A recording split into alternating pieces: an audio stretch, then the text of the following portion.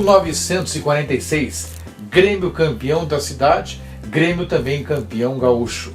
Grêmio que não conquistava um título oficial desde 1939. Mas tivemos outros fatos importantes. Primeiro, a criação da faixa, com o Grêmio onde estiver o Grêmio, e também do mascote do Grêmio, o Mosquiteiro. Quem nos contou essa história em 2003 foi o então chefe de torcida Salim Nigri, que em 2003 também era conselheiro do Grêmio e que nos deixou em 2010. Você sabe, né? Salim Nigri foi um torcedor símbolo do Grêmio.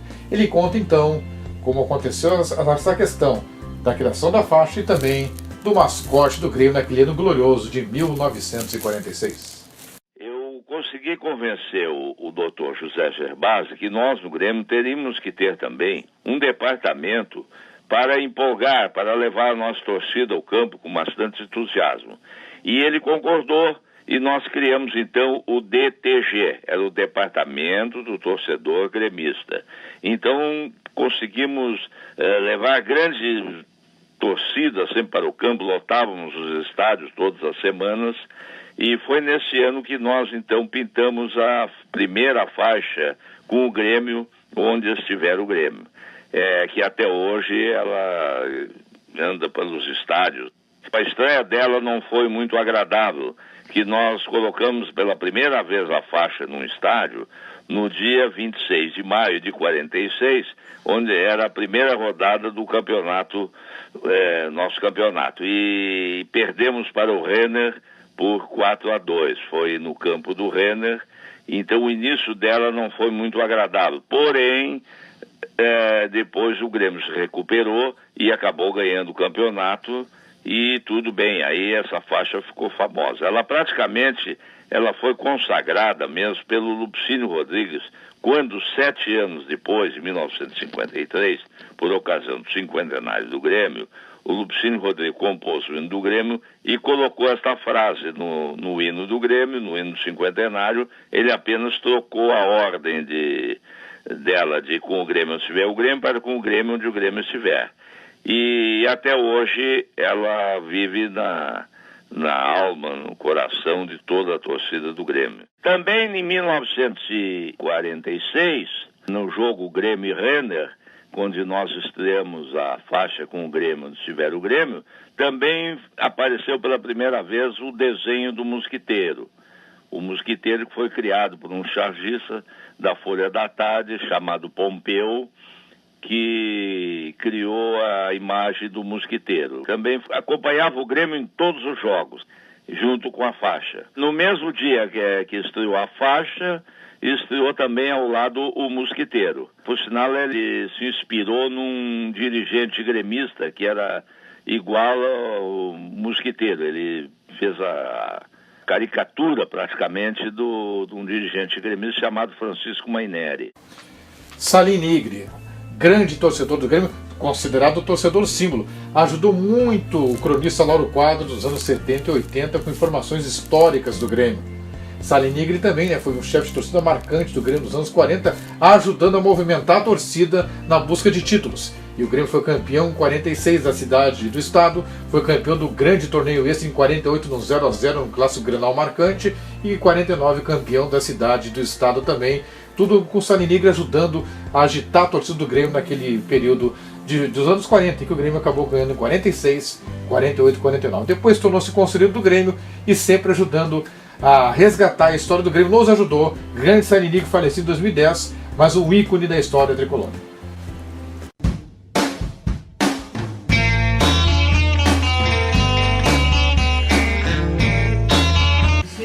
Estamos aqui no restaurante Copacabana, Cidade Baixa, Porto Alegre, aqui mesmo.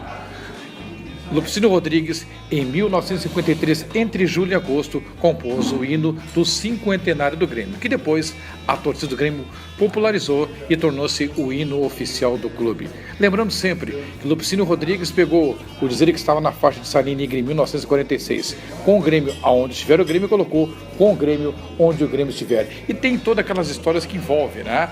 A questão da greve do transporte coletivo de Porto Alegre, que torna a história do hino do Grêmio sensacional.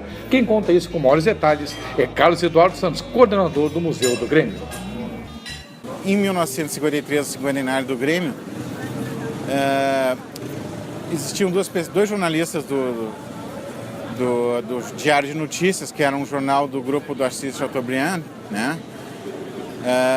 Eles eram gremistas e eram os únicos dois do jornal que eram gremistas, porque a maioria era colorados. E eles queriam fazer um caderno em homenagem ao cinquentenário do Grêmio, né? 50 anos. Primeiro e único clube ali naquele momento a fazer 50 anos, porque o futebol já tinha fechado essas alturas. Aí, para fazer esse caderno, eles foram atrás de patrocínio, porque o jornal em si não teve muito interesse. Se não arranjar patrocínio, se vocês arranjarem patrocínio, vão fazer. Eles arranjaram patrocínio com os gremistas, assim, empresas gremistas deram dinheiro, e eles conseguiram formar o suficiente para fazer um caderno especial do Grêmio do cinquentenário. Junto com essa ideia, o Valdez, que era o diretor da parte do Esporte Jornal, teve a ideia de, quem sabe a gente não fala com o Lupicínio para ele fazer uma música em homenagem ao cinquentenário do Grêmio, né? E, bom, eles foram atrás disso, né? O Ibi Kearney que me contou essa história. O Ibi Kearney trabalhava diretamente com o Valdez. Existia um outro jornalista que era um amigo mais próximo do Lupicínio, de acompanhar ele nas noitadas, assim. Então esse jornalista teria feito essa ponte de chegar no Lupicínio e dizer: oi, Lupicínio, quem sabe tu não faz uma música em homenagem ao cinquentenário do Grêmio, né? A gente vai ter um caderno especial no Diário de Notícias, né? Vamos fazer uma homenagem. Daí o Lupicínio topou. E com essa ideia topada, esse grupo de jornalistas organizou para que, usando os recursos das empresas do Diário do conglomerado da Assis Chateaubriand, se fizesse e gravasse o hino do Grêmio. Então, em cerca de uma semana, o hino do Grêmio já estava sendo preparado para ser gravado. De uma semana assim, o Lupicínio faz o hino, e o Lupicínio fez logo, o hino fez rápido. Teria feito ele no Copacabana, né, no restaurante Copacabana, que naquela época não era tão chique quanto agora, né? Ali a Cidade Baixa ainda era uma zona que tinha alagamento, né? Era uma zona diferente do que é hoje em dia. E na presença do Chico Espina, que era o dono e desse jornalista. E o hino teria sido feito rápido. Então, o que se organizou é pegar a orquestra da Rádio Farroupilha, que pertencia ao mesmo grupo do Diário de Notícias, e gravar no estúdio da Rádio Difusora, que também pertencia ao mesmo grupo. E eles fizeram isso. E essa versão foi lançada e fez um sucesso imediato. E cada vez foi se popularizando mais. Então ela virou o hino do Grêmio, era a Marcha do Cinquentenário, o nome da música, né? E ela virou o hino do Grêmio espontaneamente, porque ela foi adotada pela torcida. Porque é uma música boa, né? E é um único hino que a gente possa se lembrar ou conhecer, que em vez de ficar idolatrando somente o clube, o grande clube, blá blá blá, eles falam da torcida e do amor da torcida ao clube. E isso só o Grêmio tem.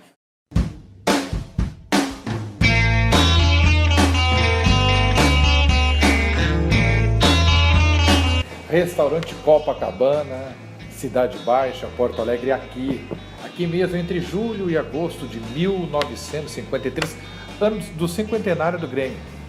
Lupicínio Rodrigues compôs o histórico hino do Grêmio. Claro, primeiramente era o hino do centenário, mas a torcida, o povo, a torcida gremista popularizou e ficou então oficialmente o hino do Grêmio Futebol Porto Alegrense, repito, composto por Lupicínio Rodrigues, que nos deixou, né, no ano de 1974.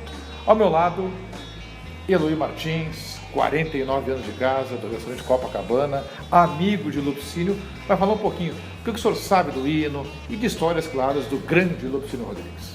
O Lupicínio, a gente era amigo, não vou dizer assim amigo porque amigo é aquele que frequenta a casa, que vai, entendeu? Mas era amigo, eu frequentava o galpão do Lupe aqui na João Alfredo, que ele tinha a churrascaria dele.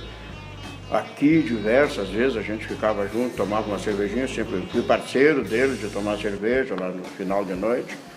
E eu via os comentários dele a respeito disso, de ter feito o hino do Grêmio. Era uma greve dos bondes, né? E Então aquela coisa, a carreira para ir na época, para ir lá no campo do Grêmio era muito longe, porque era lá onde hoje é o Parcão. Então tinha que pegar um bonde daqui até o centro, no centro pegar uma auxiliadora, ir até a igreja, auxiliadora, e depois o restante do caminho a pé. Então, como não tinha bonde, aí ficou aquela história, como é que vamos ir pro jogo, como é que a gente vai ir pro jogo, entendeu? Aí, não, vamos a pé, até a pé a gente vai, daí em diante saiu como ele começou a fazer. Isso eu ouço, né? Porque na época eu não tinha depois 53 que foi feito, eu tinha 9 anos, entendeu? Nem pensava em conhecer o Lupe. Mas foi uma amizade que a gente fez, hoje sou amigo do filho, entendeu? A gente tem essa convivência.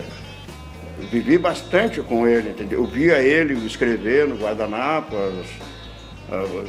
vinha uma inspiração na hora, um guardanapo pegava e ele escrevia aquilo ali. Diversas músicas a gente não participamos, mas a gente via ele escrever, porque dava inspiração e ele escrevia. Exatamente, né? Até tem versões, né, que 16 de agosto de 1953, o Grêmio até venceu o Aimoré por 2-0.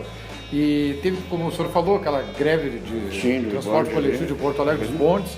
E em cima disso, né, já que tinha greve dos bondes, já que não tinha como ir, aquela coisa do Lupicínio de ter a inspiração, né? Até nós vamos ao jogo. Nós vamos ao jogo. Até a pé nós vamos. E aí se popularizou também com força no ano seguinte, que a torcida do Grêmio lotava mesmo os estádios. É isso. O Grêmio buscava um título que não conquistava desde 1949.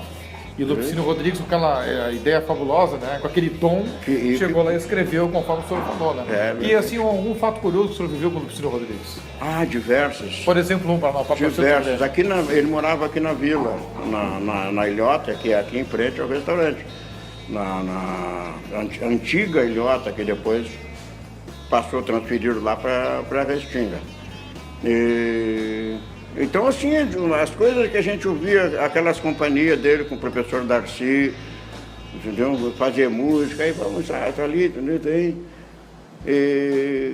As coisas assim para lembrar no momento de alguma coisa assim, porque fazem já bastante tempo que ele faleceu, né? Entendeu? Então alguma coisa foge da memória. Mas eu lembro bastante da churrascaria dele, que eu saía daqui do restaurante, ficava ali com ele até de manhã, entendeu? Era companheiro dele, parceiro dele, de tomar aquela cervejinha, né? Sim, mas só repete, torcedor, como é que quando vinha inspiração ele já pegava o papel? Não, sempre tinha que ter guardanapo na mesa dele. Por isso, ele já daqui a pouco dava uma inspiração e ele pegava e começava a escrever, entendeu? Diversas músicas, assim. Ele já dizia, escrevi mais uma aqui, entendeu? Ele era muito parceiro do Hamilton Chaves, que é o pai do Cadão da Zero Hora. Muitas músicas eles compuseram juntos, entendeu? E eu vivi bastante com eles, assim.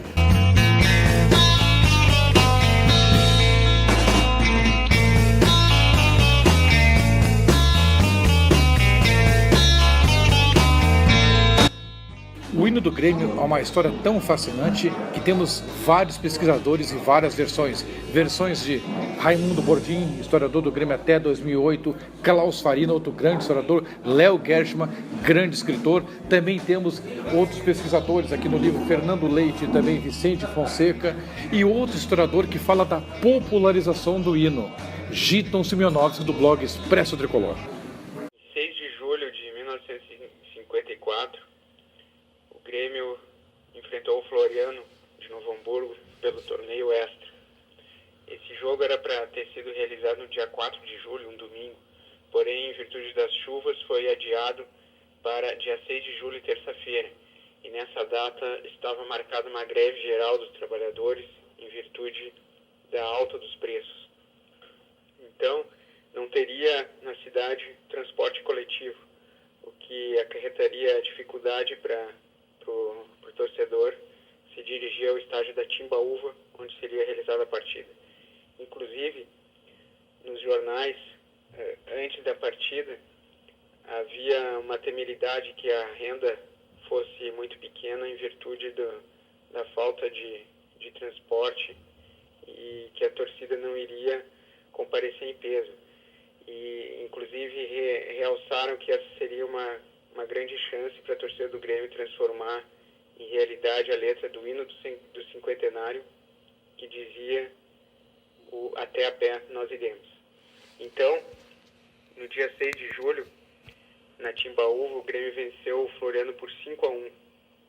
E antes do jogo, o inesperado foi que a torcida compareceu em grande número.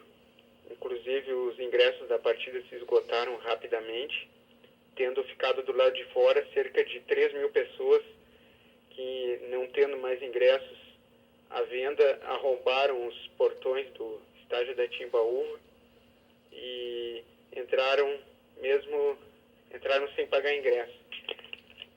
E os jornais, então, enalteceram o comparecimento da torcida, que confirmou a afirmação do hino do cinquentenário, e assim ficou definitivo o refrão do hino do Grêmio, até pé nós iremos.